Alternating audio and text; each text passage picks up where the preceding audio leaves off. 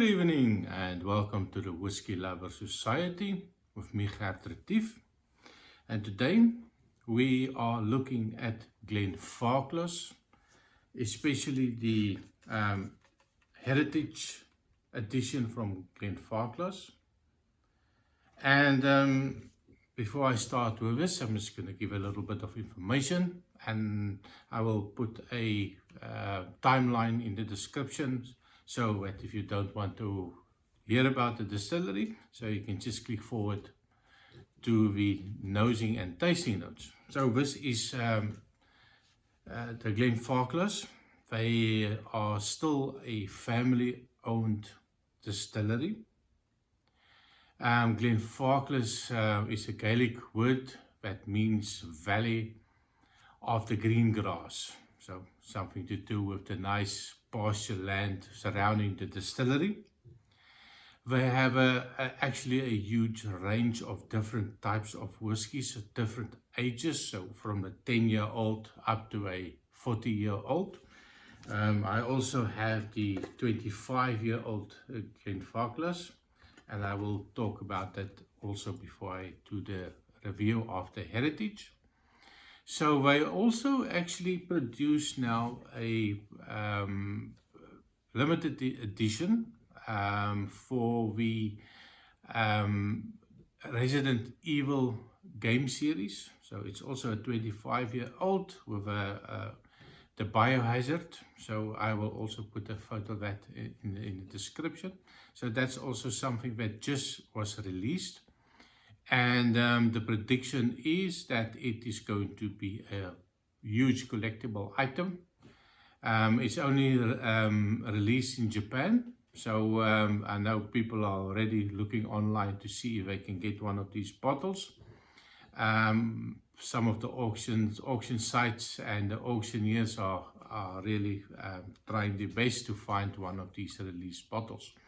Matured in sherry casks from a bodega, so from a bodega in Spain, and they use ex-Oloroso sherry casks for it. This one is bottled at 40% ABV. It is natural color. At 40%, probably it is chill filtered.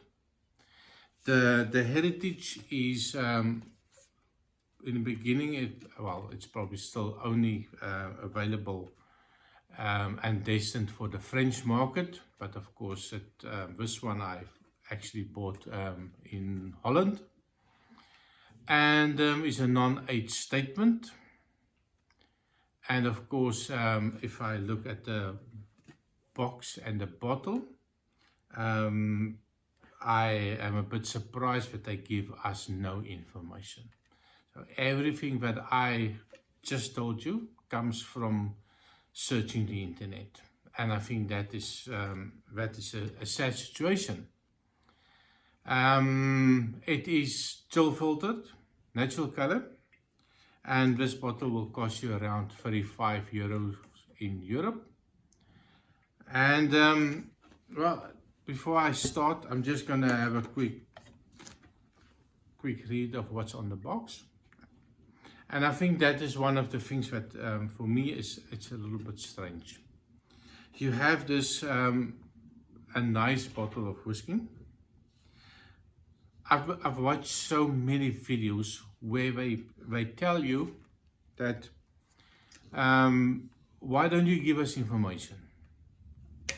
I know one of my channels that I love to watch is Ralphie, and that's something that he mentions numerous times, is that this is your contract between your customer and the distillery, and on this contract you need to give us some information. And I think the people and the consumers are now getting fed up with the fact that some of the distilleries are just plain lazy, or that they don't bother even to put information on the box. So Glenfarclas, if you listen, that give us some information. Now, for this one, the Heritage, on their own website, I get zero information. They don't even mention this bottle on their website. So I know it's only was destined for the French market. But I think it would have been a good idea to put some of the information on it, because I buy this bottle, I look at the bottle, and I think to myself, I need to get some information. What's in it? What type of sherry cask are they using? Are they using sherry cask? How was it matured? So of course you look at the bottle for it, and the label.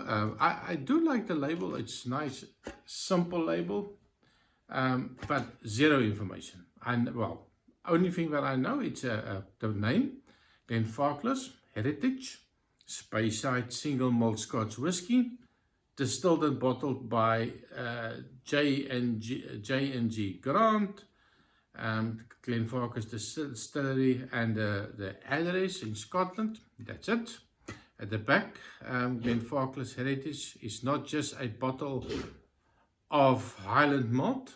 It's a result of over 180 years of tradition and experience. No information. A secret carried and matured through 6 generations by family here in the heart of Speyside. Through this specially selected Glenfarclas Heritage, we are proud to share our secret with you. And when they have the same information in French.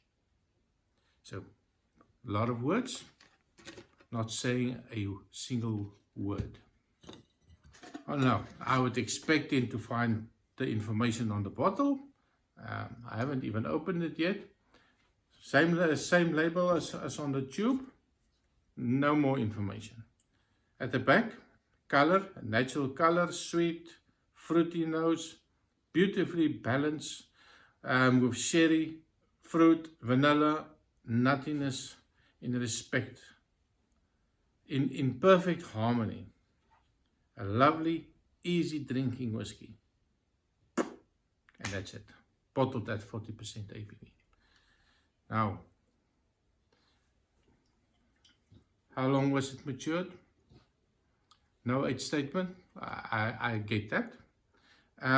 What type of sherry was it? Was it, we don't know. So, of course, being a whiskey review channel, I went online, and I just need to get some information. So on their own website, nothing. So I had to find different sources of information, and I don't even know if that information is correct. So only thing that I can say is they use Oloroso sherry cask, but it's just as a general statement. So that is, but it's not on the bottle. So for me, that's a little bit strange. Same thing with the 25-year-old. Also, no information on the 25-year-old. Now, same on the cask, on the tube. Same front label. Same bullshit at the back. On the bottle, same thing. Same label as on there, and again on the back of the label also no information. And this one is actually bottled but at 43% ABV. So the rant over. Please do a little bit of work. Give us information. I mean, we are buying your product, and we would like to get more information on it. We don't have to go look everywhere to find information or something that I just spent 35 euros on. Anyway, so let's take a look at this one. What is it going to taste like? What is it going to smell like? I do expect to find quite a lot of oak in it.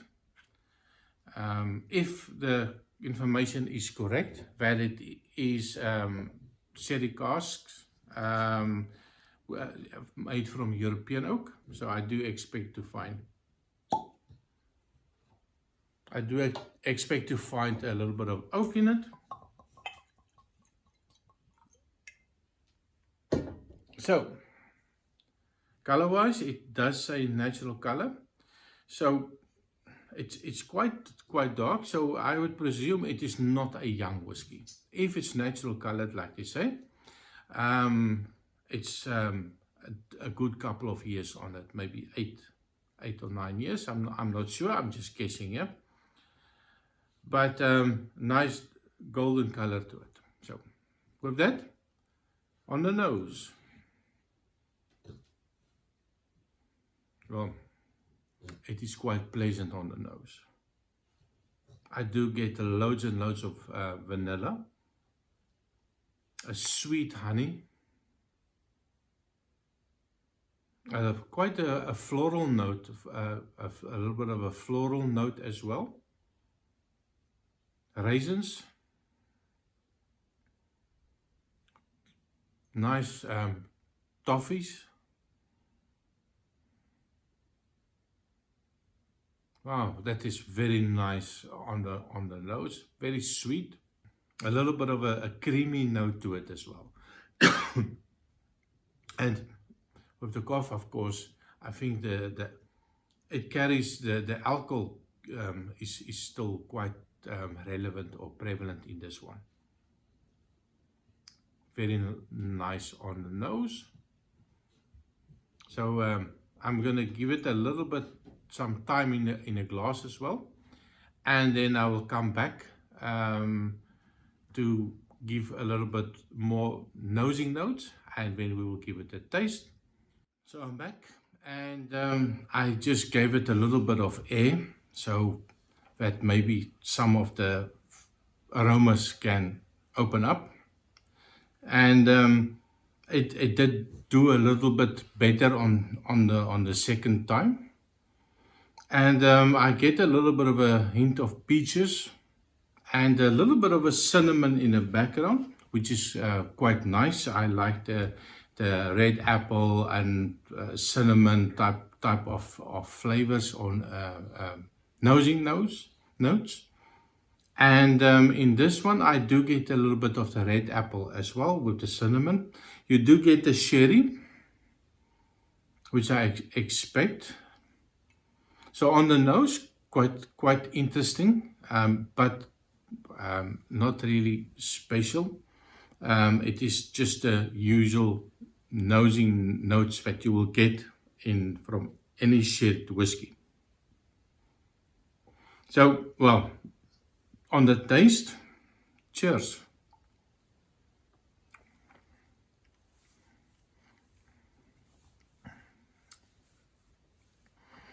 On the first sip, the sweetness is there. Typical sherry whiskey. I get a little bit of the apple notes still there, a little bit of the vanilla. I do get maybe the apple is like a little bit of an apple pie, but it's not a very sweet apple pie, the filling, the inside. So not very sweet. And when I get the immediately after that, I get a little bit of the oak. And I must say it's quite intense. So let me just try again.